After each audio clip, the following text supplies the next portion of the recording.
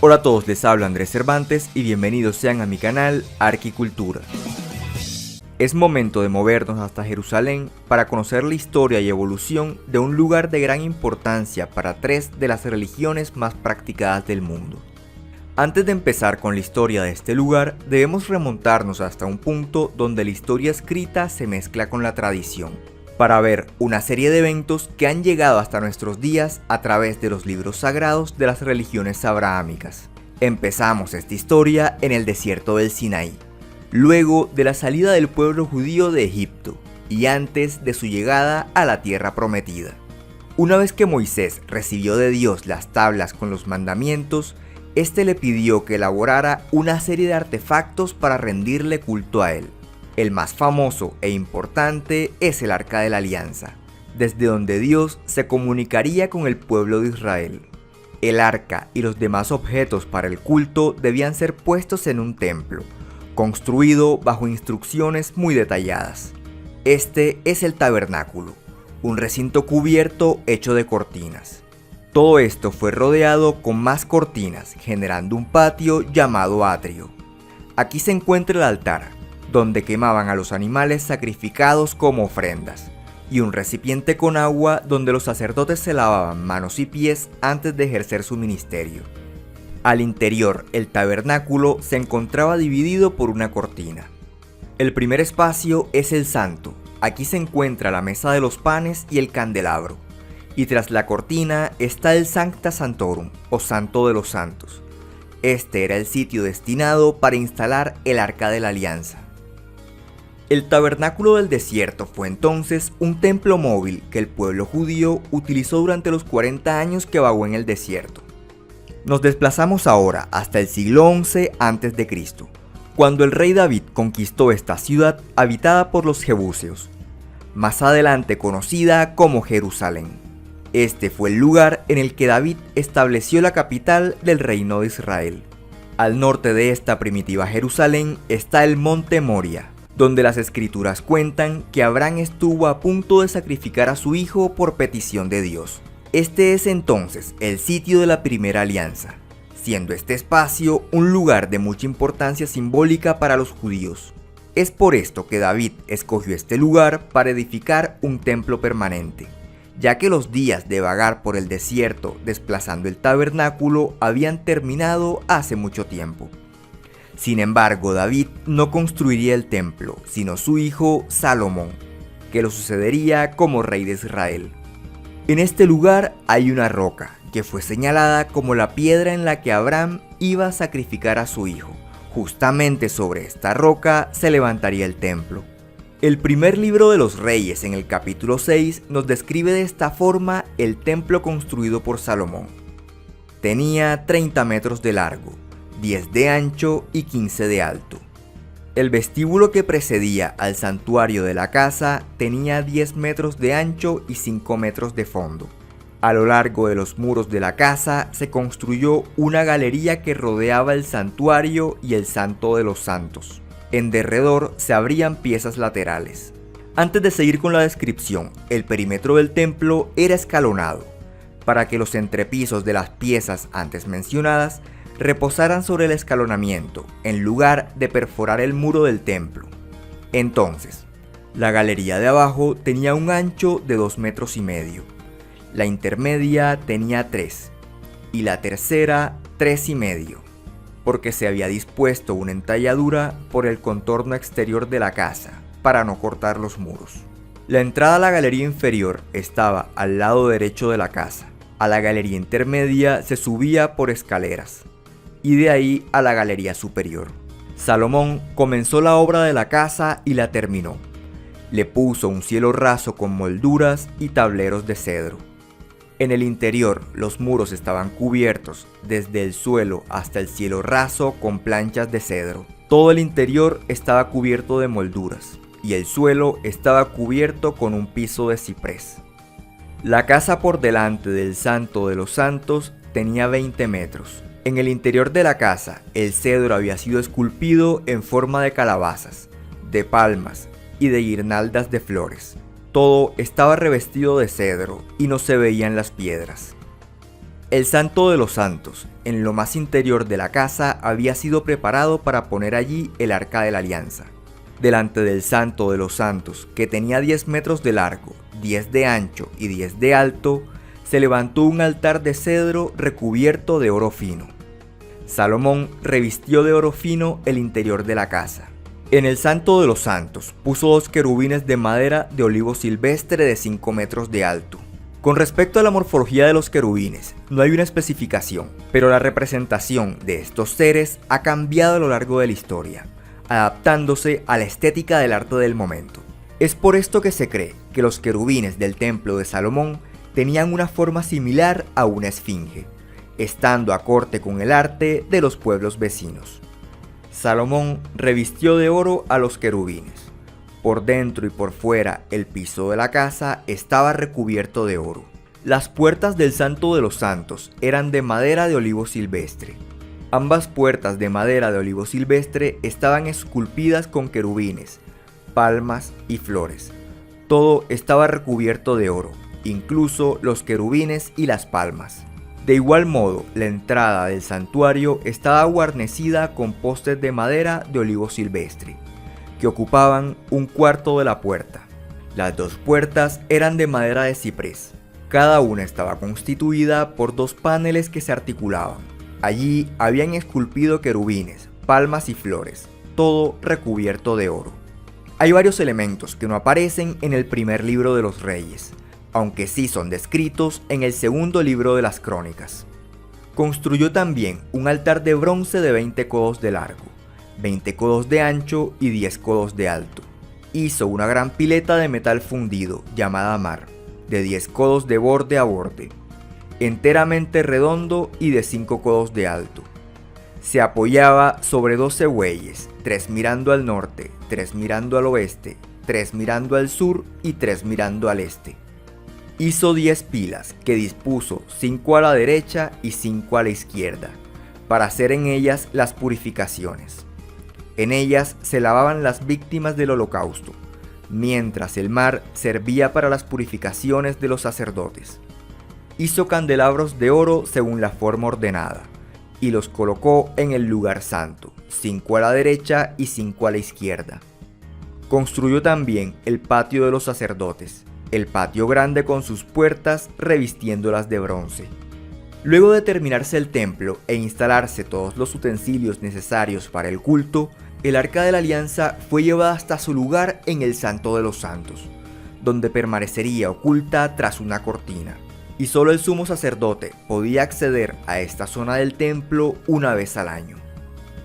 Es así como en el año 957 a.C. fue terminado el templo, que por haber sido gestionado por el rey Salomón es llamado Templo de Salomón.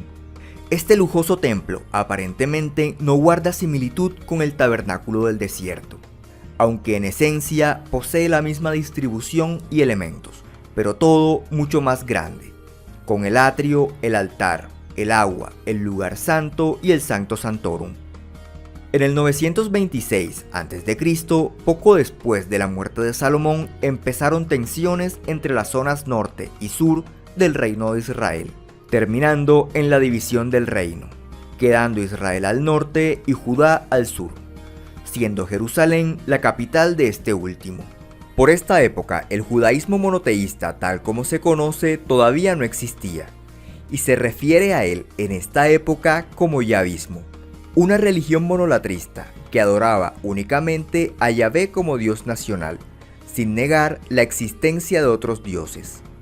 Esto permitió que durante el reinado de Ahab en Israel, su esposa Jezabel, que era una princesa fenicia, introdujera a la región el culto a sus dioses. Esta práctica continuó durante los siglos venideros.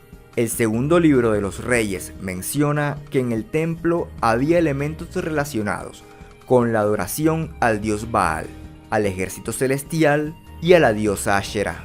También se habla de un carruaje en el atrio, consagrado para adorar al sol, y un recinto destinado para la prostitución sagrada. Los diferentes profetas que pasaron por Jerusalén durante este periodo denunciaron estas prácticas sin mucho éxito, hasta la reforma de Josías, rey de Judá, que durante su reinado prohibió todo culto pagano y mandó a destruir todos los artefactos relacionados con los dioses extranjeros. Aunque el culto a Baal había sido prohibido, este dios seguía siendo adorado por algunos sectores en la clandestinidad. En el 586 a.C., el rey Nabucodonosor II tomó Jerusalén y se llevó consigo a Babilonia a casi todos los habitantes de la ciudad, dejándola desierta. El libro de los Reyes dice que esto fue causado por Dios para alejar de él a los habitantes de Jerusalén por sus pecados. Los babilonios además destruyeron la ciudad, enfocándose en la destrucción total de los edificios monumentales. Aquí tenemos entonces el Templo de Salomón. Se cree que durante la destrucción de Jerusalén por parte de Babilonia, el Arca de la Alianza se perdió para siempre, aunque actualmente existen varias hipótesis de su paradero, e incluso algunas comunidades afirman tener en su poder el Arca de la Alianza original. Durante su cautiverio en Babilonia, el pueblo judío dejó de lado la adoración a aquellos dioses extranjeros y buscaron refugio únicamente en Yahvé. En el 538 a.C., el imperio persa, gobernado por Ciro el Grande, conquistó Babilonia y ordenó la destrucción de la ciudad. Luego de esto, Ciro permitió que los judíos regresaran a su tierra natal, y aunque la región de Judea pasó a ser provincia del imperio persa, tuvieron cierta independencia. Los judíos retornaron a Jerusalén bajo el liderazgo de Zorobabel. La ciudad estaba totalmente destruida, por lo que rápidamente se empezó un arduo programa de reconstrucción, incluyendo por supuesto el templo. Lo primero que se hizo fue reconstruir el altar para los sacrificios, en el mismo lugar en el que estaba el anterior. Luego se construyó el cimiento del templo, pero mientras avanzaba la obra, los samaritanos se ofrecieron a ayudar en la reconstrucción, pero Zorobabel y su consejo decidieron que el templo debía ser construido enteramente por el pueblo judío. Fue por esto que los samaritanos se propusieron a retrasar las obras y consiguieron hacer que se suspendiera. En el 522 a.C. subió al trono persa Darío I, que ordenó la reconstrucción del templo, siguiendo lo mandado por Ciro el Grande casi 2 décadas atrás. El templo fue construido con distribución similar a la del anterior, con la diferencia que se agregó un segundo patio al este. Darío mandó a llevar desde Babilonia hasta Jerusalén algunos de los artefactos robados del templo original. Ya no había 10 candelabros, sino solo uno, las mesas para los panes y un altar. Y en ausencia del Arca de la Alianza, el Santo de los Santos permaneció vacío, aunque seguía siendo cubierto con un velo, debido a que se dice que la presencia de Dios sigue siendo más fuerte en ese lugar, incluso sin el arca. En el 332 a.C., el imperio persa cae ante el imperio macedonio de Alejandro Magno, y Jerusalén pasa a ser parte de este imperio. Después sería parte del Egipto Ptolemaico y más adelante del imperio Seleucida, que en el 167 a.C. prohibió el judaísmo, ocasionando la revuelta de los macabeos, que terminó con la expulsión de los seleucidas y el nacimiento del reino asmoneo. Este reino desapareció en el 37 a.C. cuando los romanos tomaron el control de la zona y establecieron el reino de Judea, como un estado vasallo de Roma, al mando del rey Herodes el Grande.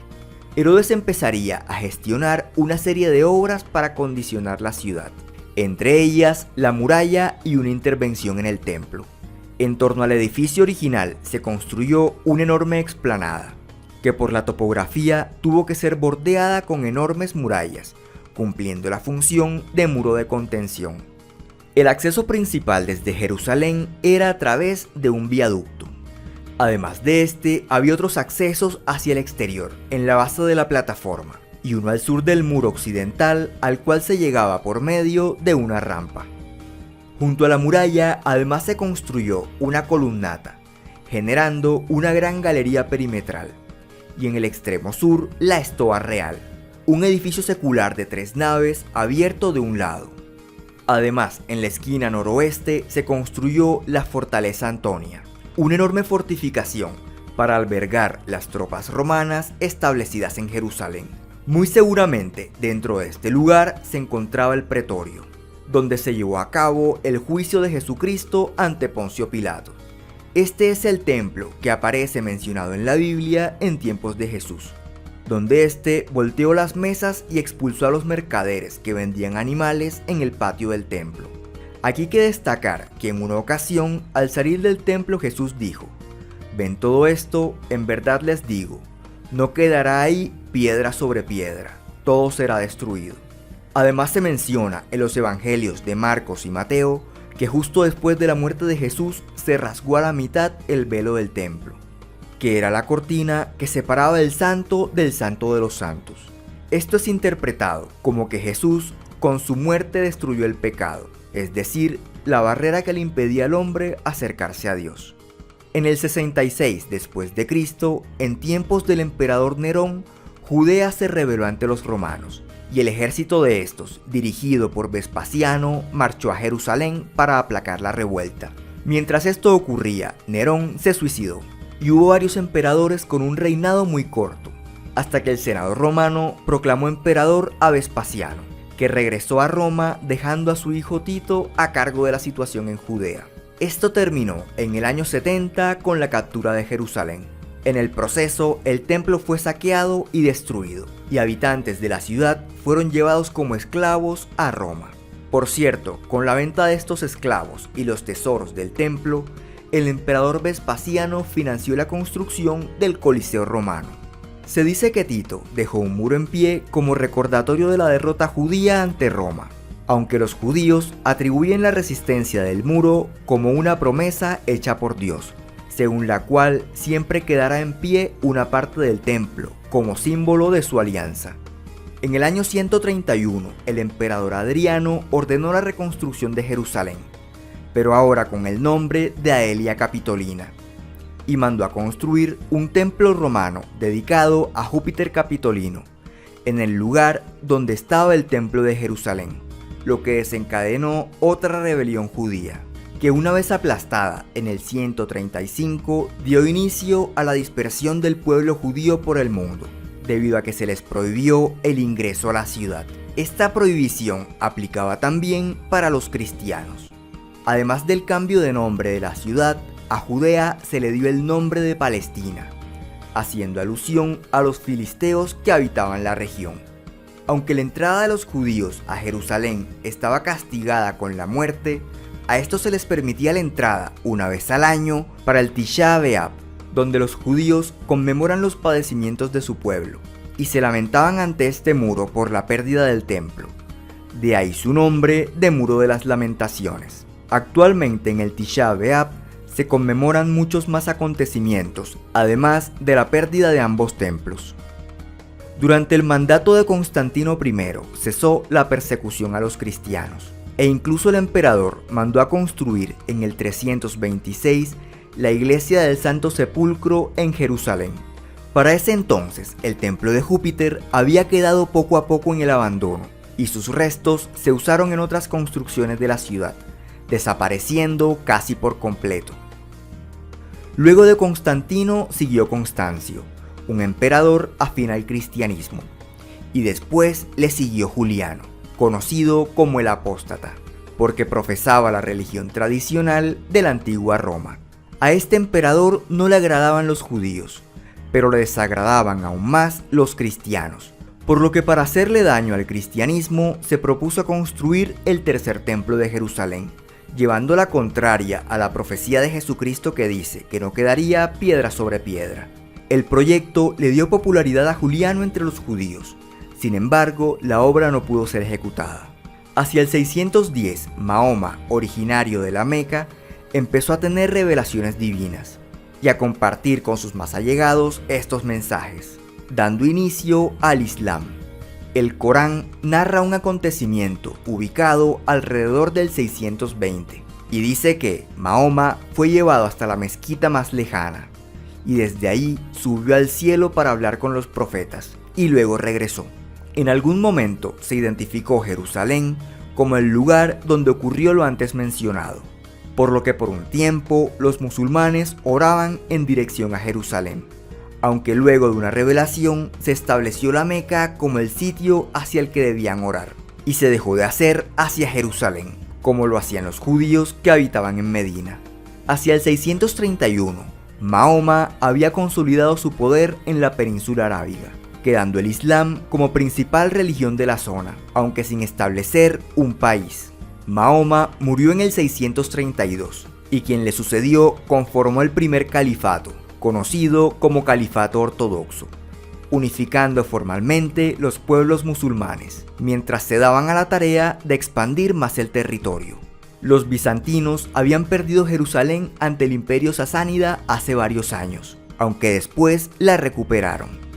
Sin embargo, volvieron a perderla en el 638 ante el Califato Ortodoxo, que permitió nuevamente el ingreso de los judíos a la ciudad, mientras los templos cristianos seguían siendo cristianos, pero bajo administración musulmana.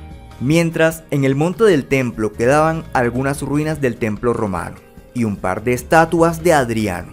En el 661, el califa es asesinado y se conforma en su territorio el Califato Omeya, que mueve la capital desde Medina hasta Damasco.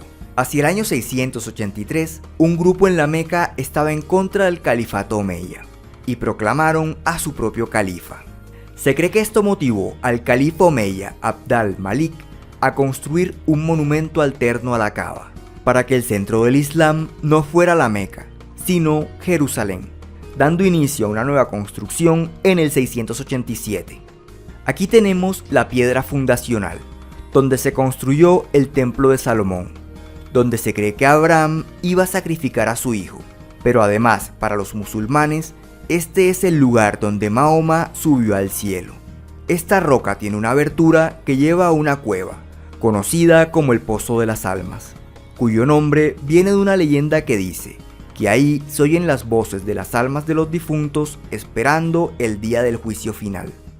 Para este monumento se construyó una plataforma, a la que se accede a través de unas escaleras, que terminan en unos arcos que son el pórtico de acceso a la nueva explanada.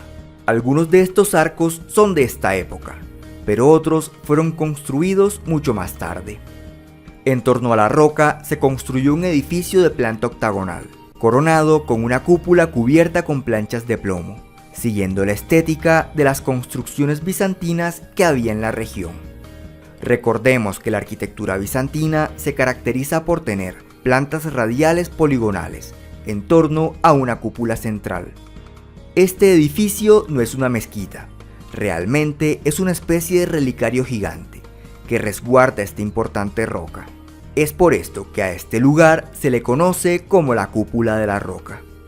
La Cúpula de la Roca fue terminada en el 691 y junto a ella se construyó la Cúpula de la Cadena, un edificio que, aunque tampoco era una mezquita, era utilizado como una casa de oración. Se cree que dejar de lado la Kaaba en la Meca es un motivo poco probable para la construcción del Domo de la Roca, aunque esto no hay que descartarlo completamente. También se piensa que este edificio pudo ser señal de victoria ante el otro califa en el 692, o para demostrar poder ante las otras religiones de la zona. Con la explanada del templo como santuario musulmán, el Muro de los Lamentos se volvió el sitio accesible más cercano a lo que fue el Santo de los Santos, por lo que este muro es el sitio más sagrado donde los judíos pueden orar. En el 717 se ordena la construcción de una mezquita en el extremo sur. Esta mezquita fue destruida por terremotos y reconstruida varias veces. La mezquita actual fue construida en el año 1035. Por cierto, en uno de los terremotos antes mencionados también se derrumbó la Cúpula de la Roca.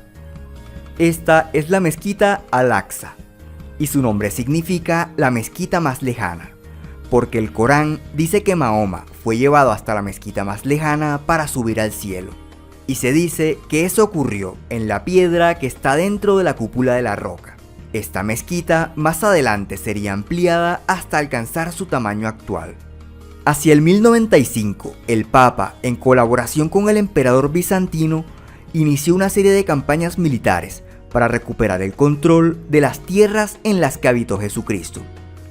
Estas son las cruzadas, y la primera terminó en el 1099 con victoria cristiana, estableciéndose aquí el reino de Jerusalén. Los judíos y musulmanes fueron expulsados.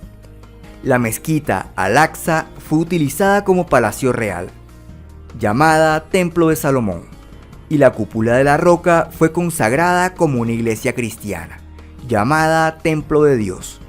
De esta época es un pequeño templo conocido como Cúpula de la Asunción, que pudo servir como baptisterio al servicio del Templo de Dios, y también un edificio anexo a la mezquita Al-Aqsa.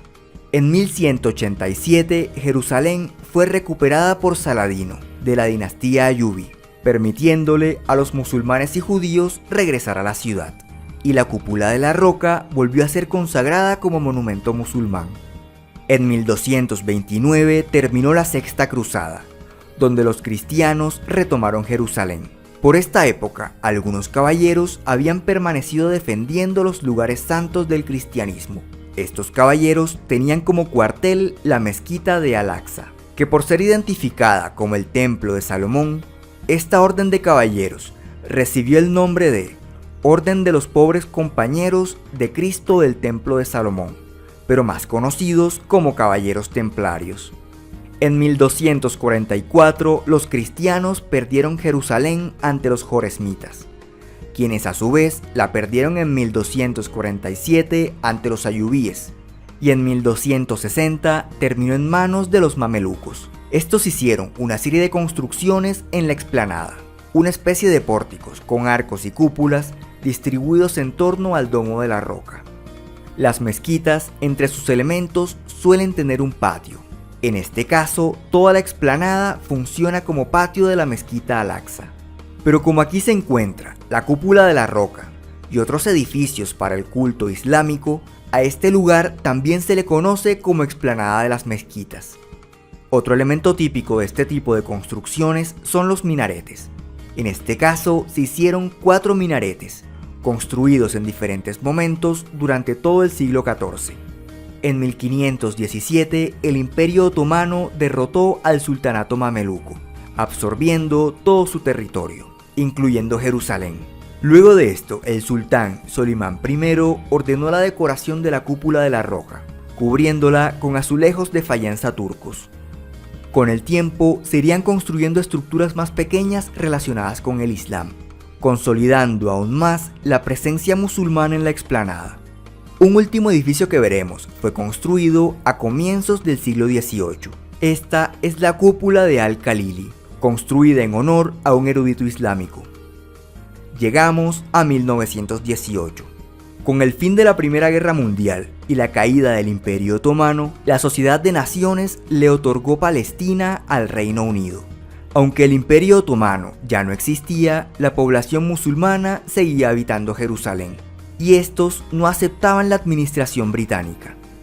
En 1923 se estableció el Museo de Arte Islámico, en el edificio anexo a la mezquita de Al-Aqsa, y en 1930 se hicieron las excavaciones más exhaustivas que se han permitido en la explanada, encontrándose varios capiteles y basas, que fueron expuestos en el patio al este del museo.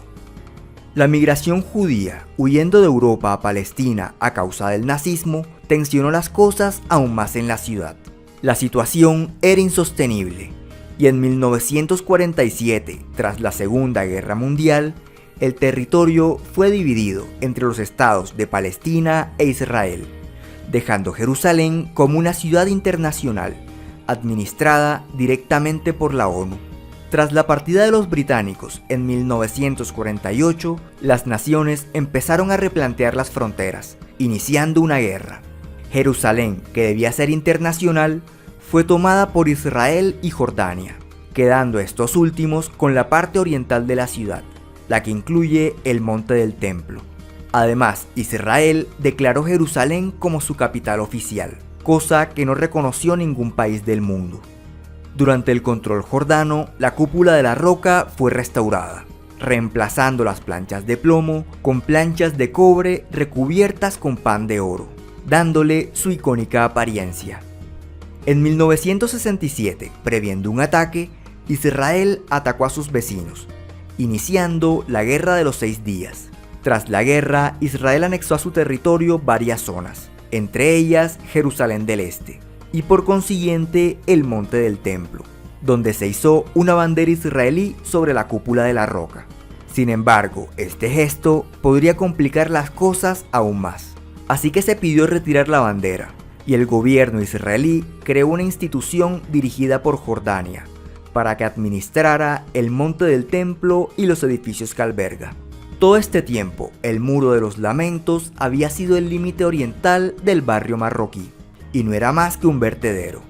Es por esto que Israel, en cuanto tomó todo el control de la ciudad, planteó la demolición de las casas ante el muro, para hacer una plaza.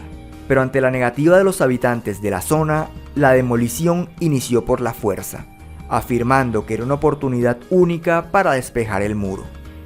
A la explanada se accede a través de 12 puertas. La puerta de Mugrabi es solo para no musulmanes, mientras que los musulmanes pueden utilizar las otras 11, y tienen prohibido el acceso por la puerta Mugrabi. Usualmente, los diferentes gobiernos postulan ante la UNESCO monumentos dentro de sus propios países, para ser declarados como Patrimonio de la Humanidad. Sin embargo, en el caso de Jerusalén, gran parte de la comunidad internacional evita tomar una posición oficial. Es por esto que fue Jordania quien en 1981 propuso declarar Jerusalén como Patrimonio de la Humanidad, bajo el título de Ciudad Vieja de Jerusalén y sus murallas. Curiosamente, en la página oficial de la UNESCO se muestra la lista de patrimonios por país, pero Jerusalén está en un espacio aparte, sin incluirse en Israel o Palestina. Y aunque el recinto es administrado por Jordania, Israel ha impuesto una serie de restricciones con respecto a lo que los musulmanes pueden o no pueden hacer dentro del Monte del Templo, mientras la comunidad judía se encuentra dividida entre los que consideran apropiado entrar a la explanada y los que no lo hacen para no caminar por accidente por la zona donde estuvo el Santo de los Santos. Y no hemos llegado al final de esta historia, porque Jerusalén es una ciudad maltratada a lo largo de la historia, por estar en medio de un territorio que lleva siglos en disputa. Y de todos los lugares de Jerusalén, ninguno es más deseado que la explanada del templo.